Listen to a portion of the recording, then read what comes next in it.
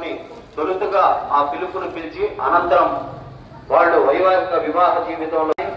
పెళ్లి కానటువంటి మగపిల్లలకు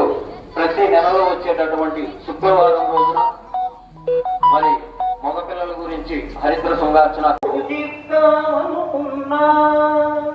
పళ్ళన్నీ ఇచ్చి నిన్ను ప్రార్థిద్దామనుకున్నా